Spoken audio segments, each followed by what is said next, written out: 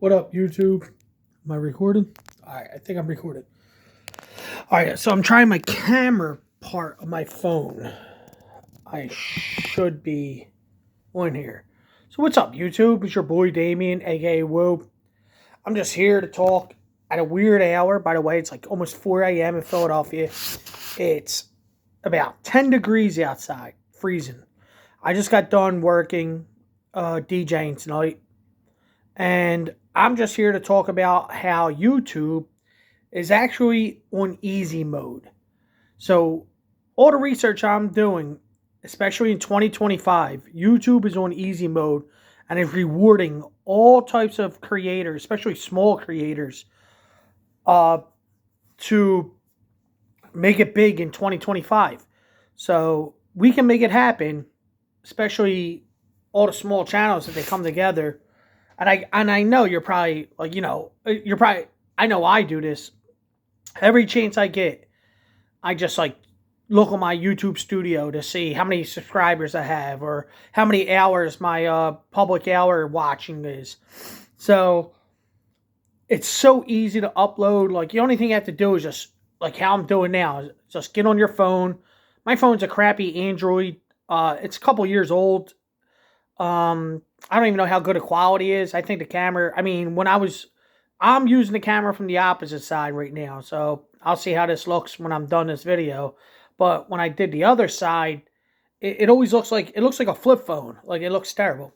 So it's easy to upload, especially to YouTube Studio. You just go, like nobody cares. All you have to do is talk about your content. Like it seems like if you just talk about like all the small channels making money, doing things good, that's how it blows up.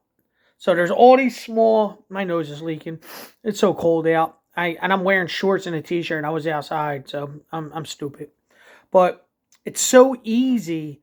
Like it doesn't matter your background. You just got to talk about like making content. Talk about your job. Just say like how you're doing in life. They say vlogging does all right. Some don't. I don't know. So I've been trying this. I'm just going, like I said, I'm staying consistent. I might miss a day or two because one, if I miss a day, it's probably because I just don't feel like doing it. And I got to think about things to talk about. Like I know all the videos that supposedly make so much money and do all the things, say just repeat, do the same thing, copy off of other YouTube channels, just add your own thing into it. So that's what I'm trying to do. So, and then YouTube Studio, I have no clue how to use. I just look on it, do the algorithms. I just downloaded CapCut. I think that's what it's called. It's a video editing. Now I got to figure out how to get the videos from my phone to my MacBook. So I looked it up. It says I just got to put a USB cord and download an app, and it will do it. So that will be next. I don't know if I'm going to do it with this video or I just post this video, see what happens, and then the next one I take serious. I'm going to get serious, like real serious. Nah, I'm kidding. I don't even think I'm smart enough to get serious. I mean, it's crazy because I went to art school. And in 1999, I went to computer animation classes at the Art Institute of Philadelphia. And I was learning HTML language and I was learning Photoshop. And it was like amazing. And now I don't have a single clue about none of it. Like it went out the window because I went into law enforcement. So that was my job. Well, actually, no, I lie. I didn't go into law enforcement. I worked all these crappy jobs and eventually went to Local 98, which is electricians union in Philadelphia. By the way, if you want to join Local 98, probably one of the best jobs you could do in the city of Philadelphia. Electricians make so much money. I think they're the highest paid union in the city. I was a telecommunication tech, which they would call a Teletubby. I was number one in my class in hours. I was already at second year rate in my first year because I never got laid off. I showed up all the time and I worked my ass off. So I don't want to hear nothing about you got privilege or this or that. Did I know a lot of people? Yes. But none of them people helped me work and get where I was at that thing. But all I do is remember getting that call and I was working out with a lot of great guys from Second Street in Philadelphia at the Second Street Irish Society, which is probably the best club on the street. And they don't even go out in the Mummers Parade, but for the St. Patty's Day Parade or St. Patrick's Day Parade, they're amazing. Their whole organization is top notch. So big ups to Second Street Irish Society. And I worked out at their gym, and then the police test came around again. Because the first time I took it back in 2003, I failed the fitness test because I was just a fat piece of poop and didn't really take it serious. I thought I was going to walk right in because of people I knew, and I failed. And I got denied. Then I didn't know they put out another test. I didn't get a notification about it, so I didn't take it. And then, like, friends of mine got in before me who didn't even want to be a cop. They had no ambition, nothing. And people thought they were like heroes. And it's just so funny. Anyway, that's another story for another time. So then the year after, I found out they were hiring again. I took the test, flied right through it. I was already prepared. I passed the fitness test, went through everything, bang, got in. And I'll never forget, I got a call. I was working for Local 98. I was working at Children's Hospital and in Center City, well, University City. And it was only 3 of us. And the job was great. I mean, the hours are great. I was only making I know, because I was at second year rate. So I was making $15 an hour. I was bored back in 2006. And it was just me. The supervisor was actually younger than me and this old guy. And we just killed it. The only thing we had to put in was just wires and put in the internet to the hospital. So we went in at 7 p.m. and we got done. We were supposed to get done at 3 a.m. But we just killed it. And we were always done at like 9, 10. The latest I think we stayed was 12, maybe one time. Fridays, done at 9. So I would just go out. And mind you, I'm getting paid weekly. So it was awesome. And it was just great. And I had off every Sunday, Monday. Well, I didn't have to be in till Monday, 7 p.m. And it was mummer time, so we're down 2nd Street. So, like, I had Sunday fun day. It was great. So then, police test comes around. I pass everything. And I get a call on a Friday afternoon after I was sleeping on my mom's couch, actually. I mean, I had a bedroom and all. For some reason, I fell asleep on the couch. My phone rings. I don't know if it was my house phone or my cell phone. I forget. And it's a detective from the Philadelphia police. And he's like, hey, this is Detective so-and-so. We just want to let you know that we want to offer you a position as police officer recruit for the Philadelphia Police Department. You start on Monday. Do you accept or deny? And I'm like, wait, what? He's like, yeah, you start on Monday. Accept or deny. I was like, holy shit. Like, you're giving me literally 2 days to figure this out. And I was like, It was like one of the hardest decisions in my life. Now, mind you, if I was still in Local 98 right now, I'd probably be making $64 an hour. Insane. Or no, 60-something dollars an hour doing telecommunications. Basically putting in phone wires, internet, stuff like that. And I would have 19 years in. And I decided to go with the police department for some dumb reason. I guess I want the excitement, the adrenaline rush, like they call it, like the world's greatest show. Like it is nuts. Like every day is different. There's nothing. So I accepted it.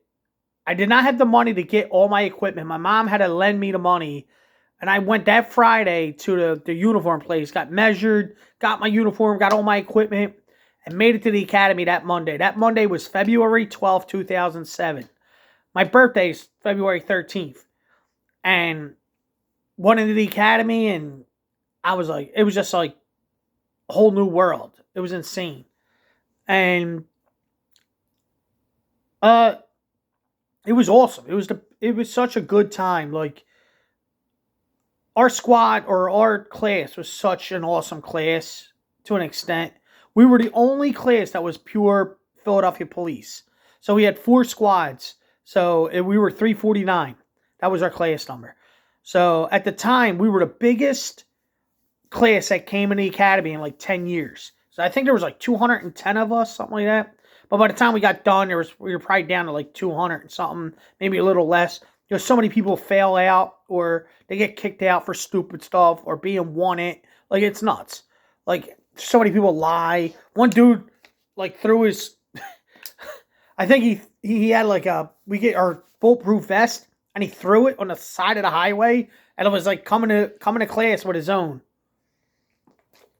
And he got caught, and like people were saying the guy was a nut, and they wound up like investigating him, and he got fired.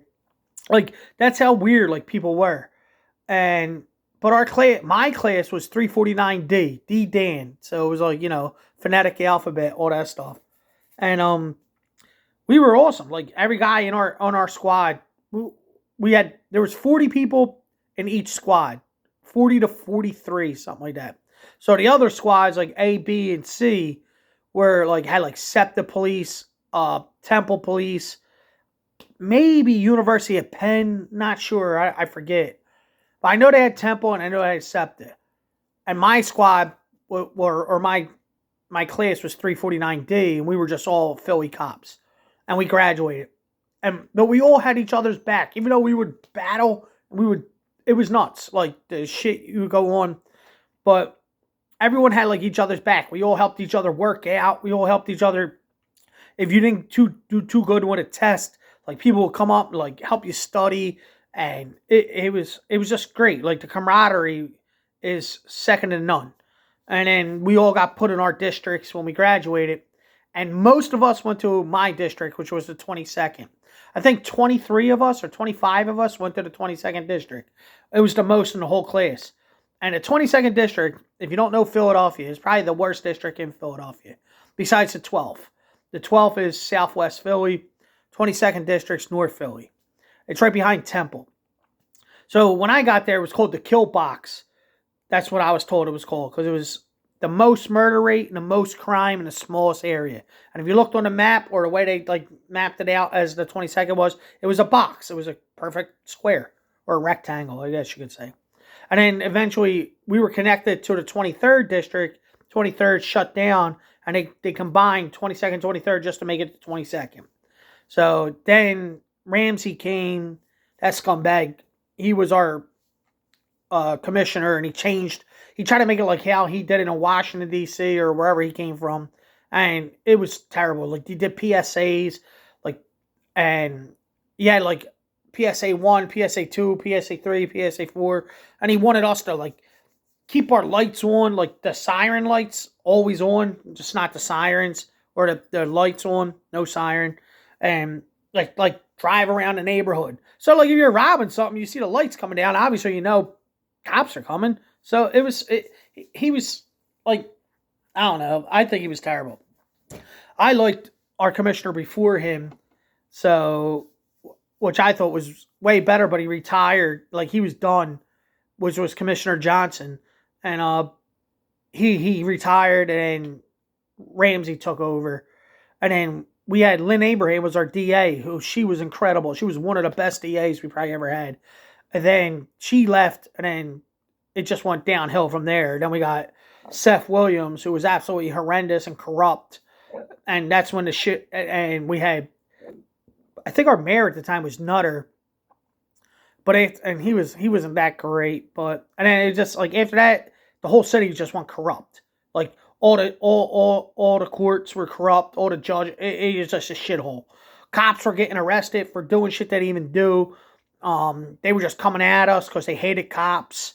And it was just such a bad time. And Ramsey, who was our commissioner, never had no cops back. Like, even if the cop was found not, like, he was just firing cops. It didn't matter no matter what they were accused of. He was just like, you're fired. Like, he would go on the news like, I'm melting their badges. And then he was getting sued because he was firing people that should have never been fired. And, like, going off a hearsay. Like, just people just, like, making a report going, like some dude would hook up with a girl, just say, and the girl, they break up. And the girl was so mad and vindictive, she was calling the police department, putting in complaints to the Internal Affairs, going, oh, he's racist, and he did this, he beat me up, blah, blah, blah. And they would just go right after the cop. No questions asked. And they were fired. And then the FOP had to fight so hard to get their job back. And then all these years would pass, all these investigations, they find out, oh, it was just a lie. Like, you think they'd do anything to the girl? No. It was like even girl cops were doing it to their husbands and boyfriends that were cops. It was insane. And nobody got in trouble. They didn't, like, nothing happened to them. They would just get put in a different district or something. But the guy had to go through all this BS, getting put on the news, getting crushed on social media and so forth, and then getting her job back, and then suing the city and getting a good chunk of change money-wise. And like you think that, and Ramsey at the time was the highest paid city employee. He was making like $400,000. He made more than the mayor of Philadelphia. Like that's nutty. And then he wound up working for Obama and all that stuff. Like, so this just shows you just a little bit of the corruption of Philadelphia. So anyway, so I'm going back. I just got off track just talking about the police department because I always said I was going to make a video of it. But it seems like YouTube is on a very easy mode right now. Like you could just do like how I'm doing right now, a video. And then upload it and just talk about how YouTube is so easy to upload and do your thing. Just make a video. Just talk about your life. Talk about work. Like, man, I love the Philadelphia Police Department. I should make a whole video on just the 22nd District and the stuff I did and the people I was involved with. The stories are great. And once I learn how to edit, it's going to be awesome. And I ain't going to say nobody's names because I know I can get sued or get in a lot of trouble for like saying names and stuff. So I'm not going to do that. But I have zero complaints about anyone I worked with in the 22nd. Even the toads, like the people that didn't even want to do nothing, they were still good. So one thing I could tell you is they would always show up and have your back. And it was great. That was the best thing. And even when we like went out, like on our days off, we would actually hang out. Black, white, Puerto Rican, Chinese. It didn't matter. We were all just cool. We were all one. We would even go to our district. We would go to bars in our district. Like, well, temple bars or temple like student bars. And it was just such a good time. It was like, it was probably the best couple years of my life. Like, it was better than high school. And I loved high school. I went to Roman Catholic. One of the best high schools in the whole, one of the best high schools in Philadelphia, but one of the best high schools in the whole country. It was the first all-boys Catholic high school in the United States. And we've won crazy amount of basketball championships. We were ranked number 1 in the country. I don't know how many times. We're the school of Marvin Harrison, NFL Hall of Famer. Rasul Butler was 6th Man of the Year award, won the NBA championship. Miami Heat was Shaq and who else? Alonzo Mourning and not who else was on that team? Dwayne Wade, like incredible. Eddie Griffin, Seton Hall, he would have been awesome. I mean, it sucks they died, and then you got the list goes on and on with all the Roman kids, and they were like our basketball team was phenomenal. Went to Hawaii, went to all these tournaments. I went to one tournament in North Carolina in Mount Zion. I seen Tracy McGrady play when he was a senior in high school. He killed it. It was insane. It was the most craziest thing. I was like, I never seen somebody so good at basketball. And then we played against Kobe. Like Kobe was 1 year before me, or 2 years. I was a sophomore when Kobe was a senior. And he played against Donnie Carr, and we played Lower Marion and won in the overtime, and Roman wound up winning. So, I mean, that's how, like, we have a tradition. It goes back hundreds to the 1800s. So, that's just a thing on its own. And then, I was a part of the Philadelphia Mummers, which goes back to the 1900s, and the police department. So, like, traditionally, I've been a part of things of Philadelphia for years. And, I mean, it sucks. What happened to me, I didn't have the right back. I mean, the FOP didn't really help me, which it is what it is. And so it's been what? Since 2000, I got in trouble in 2010, 2012 to 22. So it's been 13 years. I'm still dealing with it. I'm still fighting it. I'm still trying to get, going to court about it. And it just sucks that nobody will help me. That's the thing.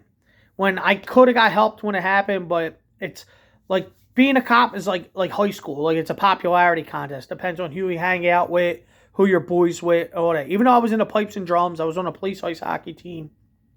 I worked in one of the worst districts. I always got I had a good reputation as a cop. I worked my ass off, I helped everyone I could, and I mean, I was aggressive, so I mean, I think that was a good thing back then. You can't the stuff I did then, you can't do now. You'd be fired in a second because like you can't even like yell at someone now. It's disgusting. So, but it was nuts. Like I seen everything like somebody that probably went to war and seen, except for somebody getting blown up. But I mean, I seen people on fire. I seen people that got shot in the back of the head. Like like I found bodies in the craziest places, rape victims, um, you name it. Like I've seen it, and I either helped them or was involved in something with them. Nasty car accidents. People just like hit like just dead. Like I don't know how many dead bodies. I mean, babies, everything. Like it's like that just stays in my head like all the time. And that's why I mean I would do anything for people then, and I'll do anything for people now. I will always help as much. That's why I became a cop, was to help people. It wasn't to beat up people or ruin people's lives, because you have no idea how many people I let go for doing stuff that they should have been arrested for. So I was very lenient, and I understood, like, not everyone needs to be punished for making a dumb mistake. Like, if you got a DUI or if I pulled you over and you were drinking, most of the time, like 85% of the time, I would have probably I drove you home. I'd be like, park your car, put your keys in the trunk. You have an extra set, figure it out. This is where your car is. I'll drive you home, and I drove them home. Because I hate when everyone acts like they're a saint. Like, I never drank. Yes, you did. I know so many people that drink and drive, and they act like they don't do nothing wrong. I've seen people whacked beyond oblivion and did some dumb stuff, and they act like they're saints. Like, stop. So, police department was a great job, probably the best job I ever had in my life. I'm still trying to get it back. I would love to get back. If anyone knows a lawyer that can do pardons, I was signed up for this nonprofit group in Philadelphia. They dropped me from doing a pardon because they said something else in my record was too close to that. And I was like, well, I don't care about that. Like, the other thing's nothing. Like, I just want the old thing. Like, so I could apply back to a police department. Now, down south and Florida, seems like I could become a cop down there, and whatever happened in Philadelphia won't affect me. So I don't know. I mean, do I take that chance and go down there and start a whole new life, but I don't get my daughter? So if my daughter came with me, 100% I'd do it in a heartbeat. But without her, I don't want to do that. Like, oh, I get my daughter in the summer. Like, I have no parents. I have no brothers and sisters. Well, I have 2 half-sisters, but they live in Australia. So, like, I have no one here except for me. So, it ain't like when, like, her mom gets to dump her off to her mom or her cousins so she can go out with the boyfriend every Friday and Saturday night. And I get my daughter every second, third, and fourth weekend. So, I have her, and I get her on Wednesdays and Thursdays. I can't dump my daughter nowhere, like, as her mom does. Nor would I want to. But I can't, like, so it messes me up, like, even financially or even having a job. Like, so I used to work for the prisons also. Like, I worked for the state prison. I got into a fight with an inmate, and inmate spit on me. We had to take him down to the ground. I kicked his inner leg to search him, and they said I kicked him in the private area, and I got fired. But I was also a trainee. So being a trainee, you can get fired for anything. Like, if you're late 3 times, you're fired. If you get 3 write-ups, you're fired.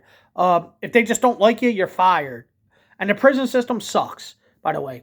I mean, it's a good job, but if you work your ass off, you can get noticed. Like, I got noticed pretty quick because I always showed up. I worked overtime crazy amount of times. If there was a fight, I was in there. I was able to help out, always broke up stuff. I wasn't scared to get my hands dirty.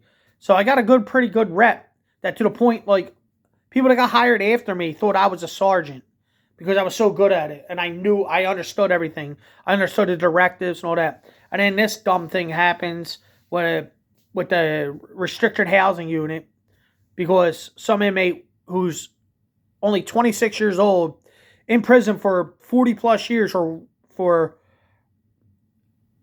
the R word, and the M word, bang bang, and a little, when somebody didn't ask for it. If you don't get it, I don't want to say it on YouTube because supposedly you get in trouble for saying the words.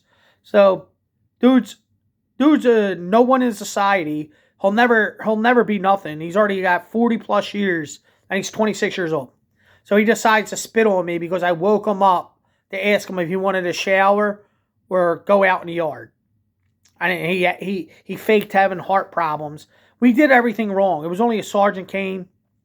Sergeant, we had to extract him. Sergeant was like, "Hey, Walto, come with me," because they knew I'm not scared of no one in there. So I was like, all right. And then I got spit on. We take him down to the ground. He's flopping and flailing. And I kicked his inner leg to search him because he's known for having weapons and known for attacking COs. And they're like, "Oh, you use too much force," and I get fired. Basically, I was fired because the deputy at the time was brand new. He just became deputy, and he was more worried about his job than mine. And since I was a trainee, he didn't give a F about me. And even though he was an ex-cop, then he found out about my cop shit and was like, "Who hired him?" Act like he was a badass when I heard he got fired as being a cop. And he was actually hated as a cop because he was such an F-up and a drunk. And he would show up to work drunk. But he had the balls to talk about me. He thinks he's a tough guy. That's the only bad thing about COs. They all think they're tough guys. They're like, "Oh, we're so big and bad." And like they would talk so much crap. Like, because, I mean, you do get into a lot of fights in the prison. But also, like, you have back. Like, it's like 7-on-1 most of the time. It ain't like you're not 1-on-1 fighting. If you do get into 1-on-1, it's only going to be for like not even a minute before somebody comes and helps you. Now, as a cop, it depends. On a cop, you're out in the street. You don't know anything about these people. In the prison, you know everything about them. You know if they're they have certain levels of their, like, what crimes they do. So, like, level 1, level 2, level 3, level 4. So, like, you're like, "Oh, my God, this dude's a level 5. He's a violent criminal, blah, blah, blah." You know he's going to try to do something. When you pull someone over, you do something as a cop, you don't know anything about that person. Like, especially at tenant windows. That's why it's funny. Like, everyone's, like, claims racism about cops. Like, "Oh, they only pulled them over because they're black or they're Puerto Rican," or, like, you don't know who you're pulling over. You can't see the person that's driving in front of you. Especially at nighttime. You can't see nothing. And if they have tenant window and stuff, how are you supposed to know who they are? Even if you search their tag. I mean, not every name. Just because a name, you could be like Joseph Butler. All right. Does that sound like, is that a certain, nah, you don't know. So you go you pull them over, and then right away they're like, "You're racist, you're pulling me over," and you're working in a neighborhood that's 98% black. Like, who else, like, I would actually pull over white dudes because I knew they didn't belong there. That's racism, technically. But, because you're just like, you don't belong around here. So, I mean, nowadays, people just cry about everything. They're like, everything's like offensive, everything's racist, everything's whatever is like a phobia, whatever phobia, which means you're scared of something, which liberals don't even use that word right. And this and that and the third. So, whatever. So, they were my prior jobs, which I would still love to be a cop to this day. Like, I don't know if I should apply for the South and do it because I'd probably be happy again. And the money is, I mean, you make good money. It's just, sorry, looking at my sneaks, I messed up my sneakers. It's just that, I mean, it does take a toll on you. I was last out, so I was midnight to 8. So I did that for almost 5 years straight. And my sleep still to this day is messed up. I could stay up all night. Like, I'm so used to nighttime, and then I sleep during the day. And like when I was a cop, I would sleep in spurts. So it'd be like taking a nap, getting up. Like, the plus was like getting done at work at 8 a.m., 9 a.m.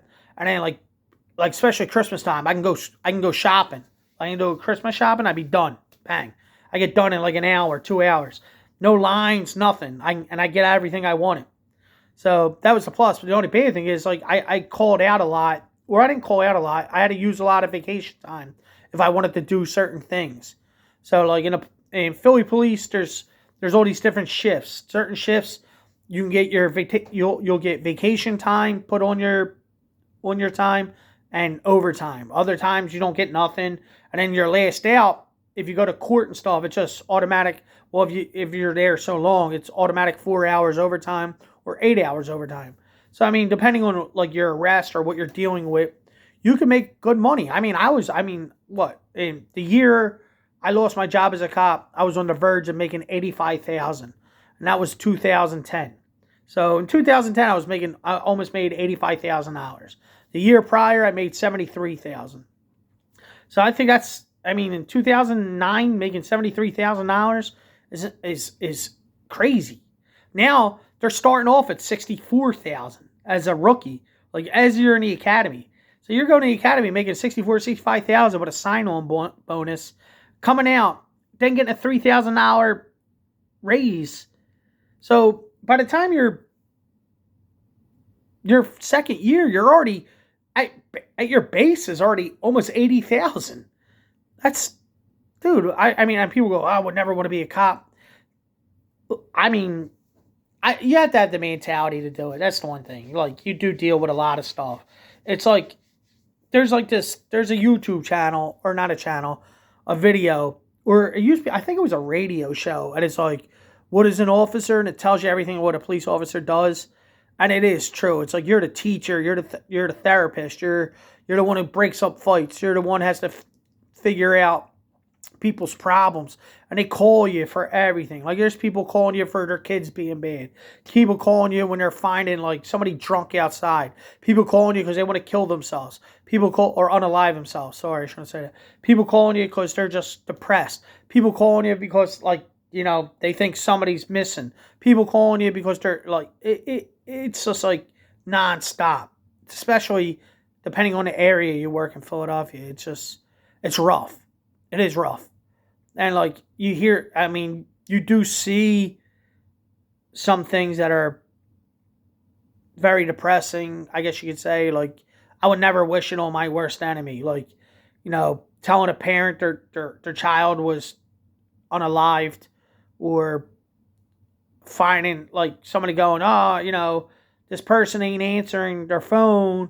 Can you do a welfare check? And you go in their house and they're giving you the keys, and you go in and you find them and they're unalived, and you have to explain to the person like, yeah, I'm sorry, or like, there's just so much crazy stuff that, like, for the 4 years I was on, my stories go on and on. So if I was still on, I'd be 13 years on, 14, no.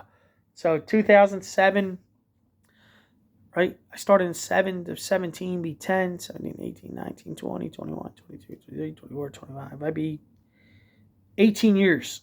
I would have 18 years on right now.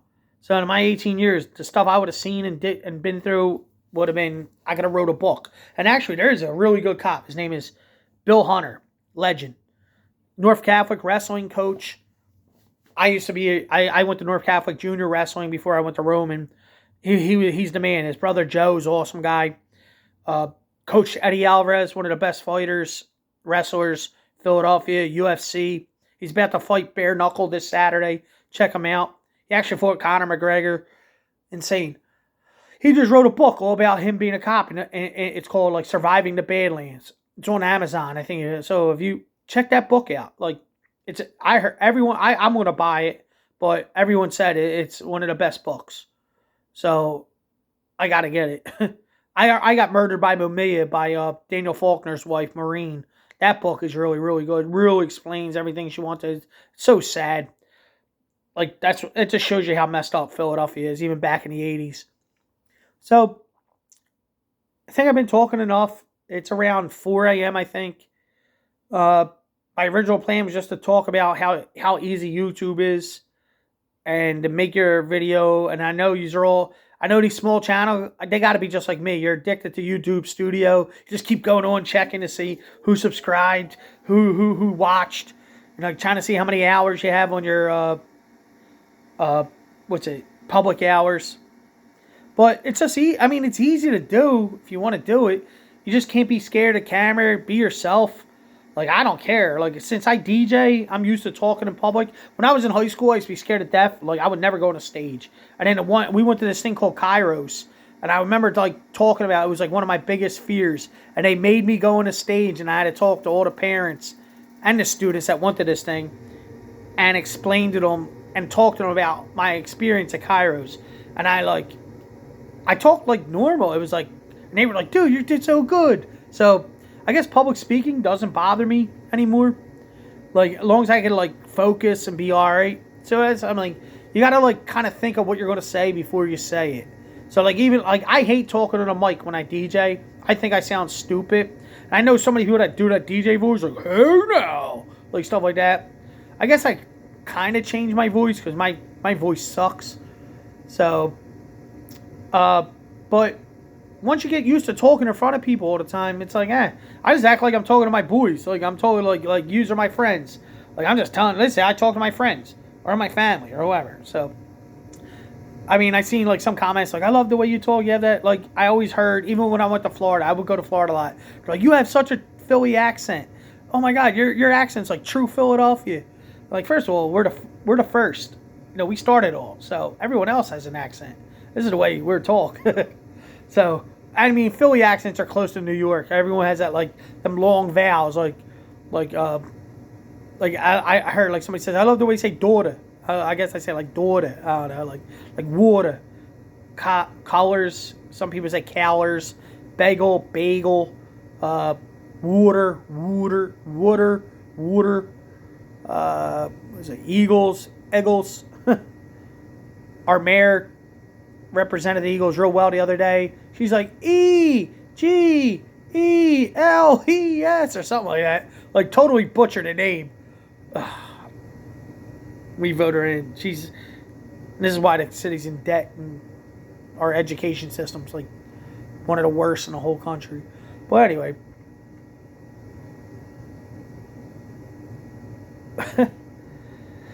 So,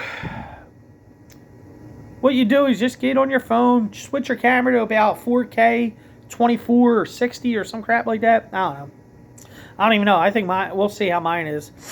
And just record yourself doing what I just did today. Then upload it and see what happens. So, I'm going to call it a night, YouTube. Thanks for listening to me rant and me trying to explain how easy YouTube is. Once I learn how to edit, I can put little videos like me and show you, like, oh, you just click on this, click on that. So I'm still in that process. I mean, I just downloaded CapCut or whatever it's called, CapCut, whatever it is. I don't know. It makes my computer act kind of silly.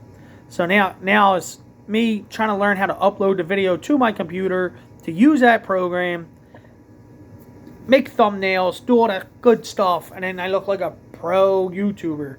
Then I can make videos telling you, it's like, I make thousands of dollars a week. Which I don't even know if they really do. But if they do, more power to them. And that's what all our small channels are trying to do. Like I say, like I put in my comments, like, how to get more subscribers, which I learned the other day. It's this app. Or it's not even an app. It's a website. I wrote it down. Oh, what's its name? It's called Entity. So, ENTENDY.com.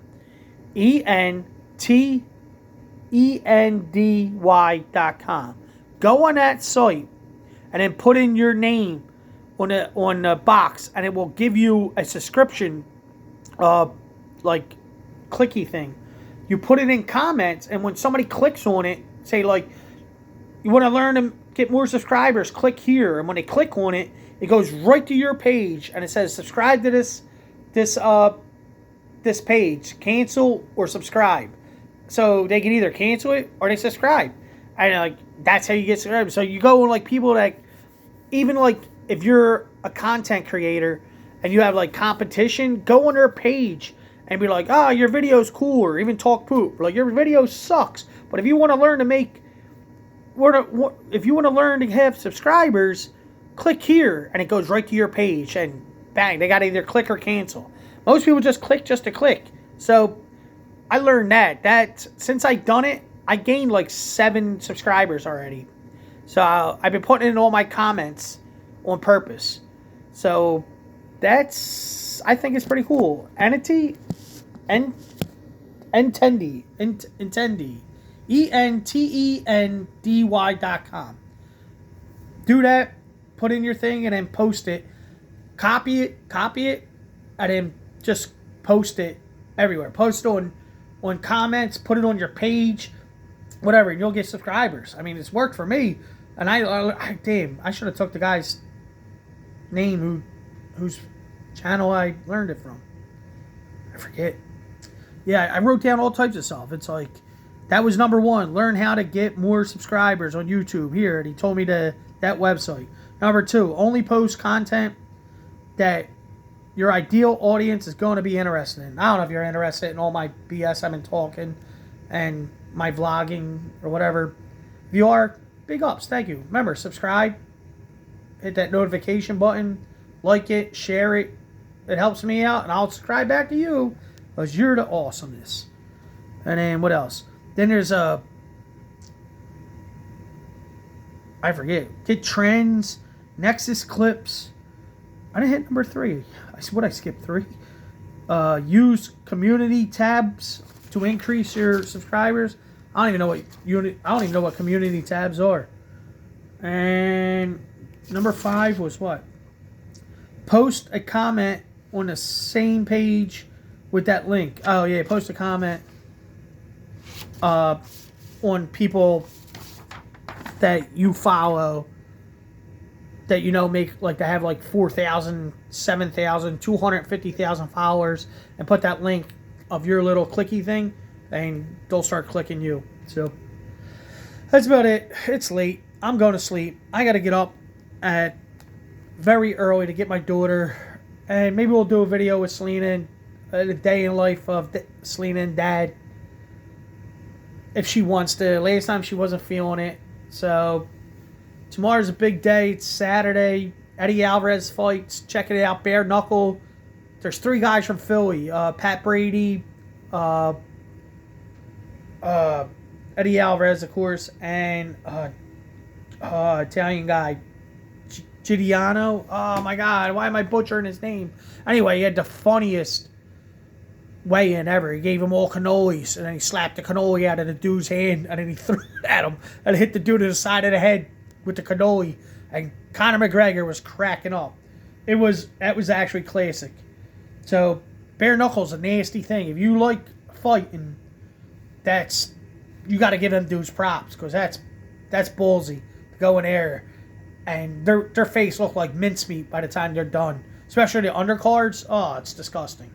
So then you got the football playoffs on Sunday. Go Birds. Eagles versus Commanders. Bills versus the Chiefs. So we'll see what's going to happen for the Super Bowl. I think it's going to be Eagles versus Bills for Super Bowl. We'll see. Or it could be a revenge. Eagles versus Kansas City. But I think the Eagles are going to beat Washington. I can't tell you a score. I don't know betting and overs and unders and all that stuff. But we'll see. I just want the Eagles to win and be awesome. Go to the Super Bowl again. And then hopefully they win and see if they play the Bills or the Chiefs. I would like to see the Bills, though. I mean, remember that one year the Bills lost 4 in a row. So, maybe the football gods or the Vegas gods will be like, all right, we got to give Buffalo a win. And Buffalo wins their first Super Bowl or wins the Super Bowl. I don't even know the record of Super Bowls. So, that's about it for tonight. It's late. I'll post this in about a minute. Everyone, be safe. God bless. And have a great weekend. Peace.